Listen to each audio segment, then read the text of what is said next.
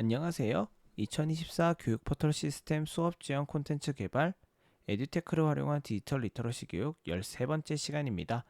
이번 시간은 음악 생성 AI를 활용하여 나만의 음악을 만들고 공유해보는 시간으로 준비해보았습니다.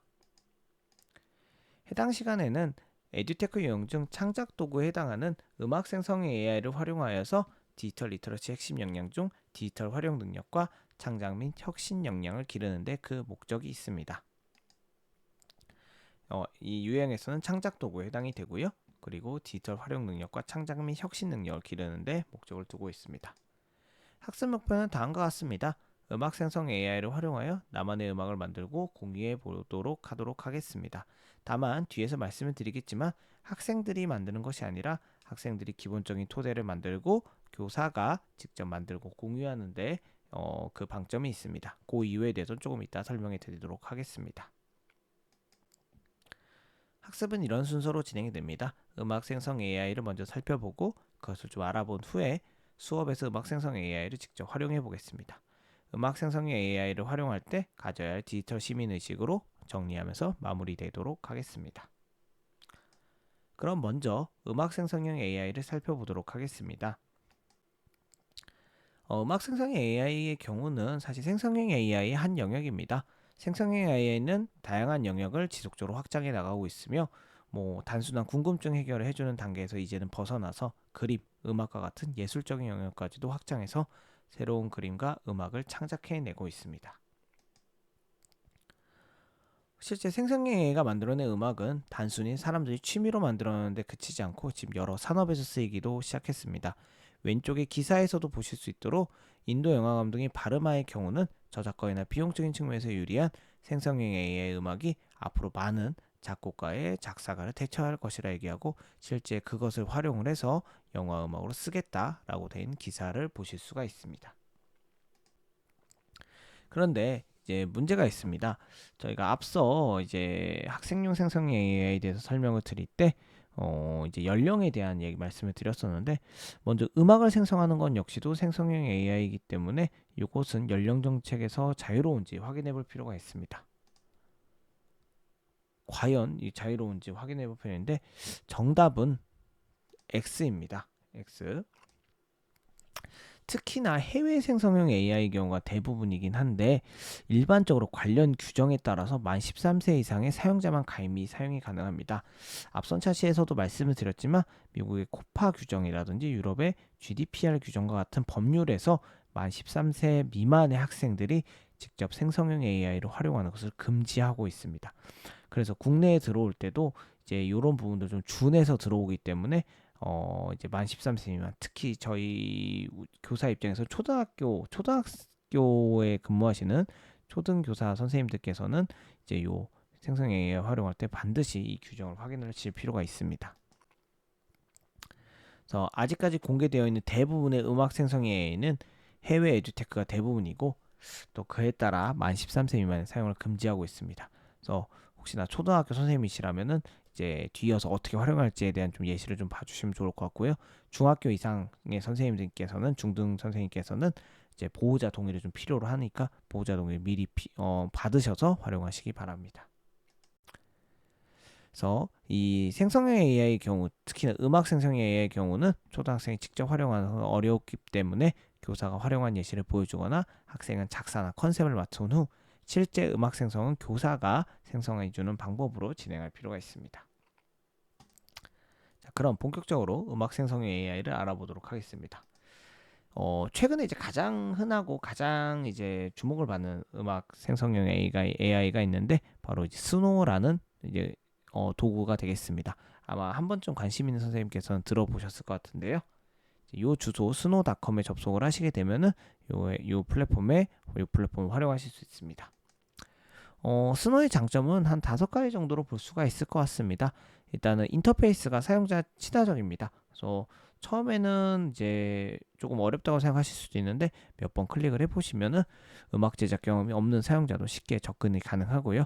또한 다양한 음악 생성이 가능합니다. 텍스트 프롬프트를 통해서 다양한 장르와 스타일의 음악을 생성할 수 있고 또한 빠르게 음악을 생성해 줍니다.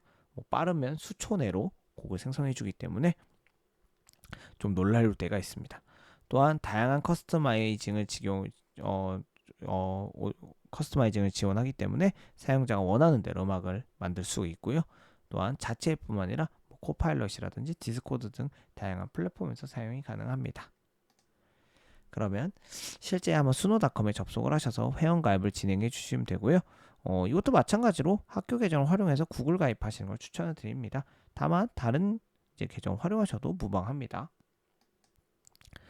회원 가입하시게 되면은 크리에이트라는 이제 메뉴가 보이실 겁니다. 크리에이트. 이걸 통해서 음악 생성이 바로 가능합니다. 그래서 누르시게 되면은 이제 커스텀을 끈 상태에서는 여기다가 이제 노래에 대한 설명만으로 노래가 만들어집니다. 순수하게 생성형 인공지능 기능을 다 활용하는 것이라고 생각하시면 되고요. 혹시나 내가 좀 커스텀을 하겠다 하시면 커스텀을 ON으로 하시고 가사를 써주시고 노래 스타일 등 구체적인 정보를 내가 준 후에 그것을 통해서 노래를 생성한다고 생각하시면 되겠습니다. 스노는 이제 노래를 제작하게 되면 동시에 두 가지 노래를 만들어주게 되고요. 10크레딧을 소모합니다. 기본적으로 50크레딧을 제공하고요.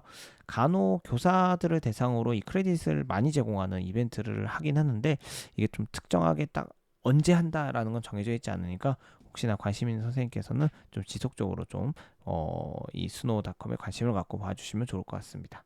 다만 이제 50크레딧을 통해서 이제 노래를 만드는 데는 무리가 없기 때문에 이제 한두 번 사용하신 선생님께서는 기본 크레딧만으로도 충분히 활용이 가능하실 겁니다. 노래가 만들어지면은 노래를 링크로 공유하거나 혹은 노래를 다운로드하는 것 둘 다 가능합니다. 쉐어 기능을 통해서 공유를 하거나 혹은 다운로드를 해서 소장하실 수도 있습니다. 그러면 이제 수업에서 음악 생성 AI를 어떻게 활용하는지 말씀을 드리겠습니다. 특히나 초등학교에서 어떻게 활용할지 좀 중점적으로 말씀을 드리도록 하겠습니다. 보통 이제 노래를 많이 활용하는 게 음악 시간도 있지만 영어 시간 같은 경우 이제 많이 활용을 하잖아요. 그러면 영어 시간에 해당 단원에서 제일 중요한 표현들을 먼저 배웁니다. 그 이후에 이번 단원에서 배운 내용을 바탕으로 노래 가사, 노래 제목, 음악 스타일을 모든별로 작성하는 겁니다. 이때 이걸 노래화 시킬 거기 때문에 이제 반복되는 곳이라든지 또 리듬감 이런 것도 이제 고려를 해서 노래 가사 제목을 적도록 학생들에게 미리 말을 해줍니다. 또한 음악 스타일 역시도 K-팝 혹은 동요 어떤 스타일을 하는지도 정해서 이제 학생들이 모든별로 이제 이 노래 제목과 가사를 정할 수 있도록 해줍니다. 그래서 실제 스노우 AI를 직접 활용하지 못하는 학생들은 노래 가사와 노래 제목을 작성하고 담임 교사가 실제 노래를 생성을 해줍니다. 또한 이제 중등 이상의 경우는 이제 보호자 동의 후에 실제 직접 스노우 AI 접속을 해서 노래를 생성해주면 되겠습니다. 생성된 두 가지 음악을 학생들과 함께 들어보고 음악을 한 가지만 선택을 해주시면 되고요. 이건 역시도 교사가 한 번쯤 먼저 확인을 하고 들려주는 게 중요합니다.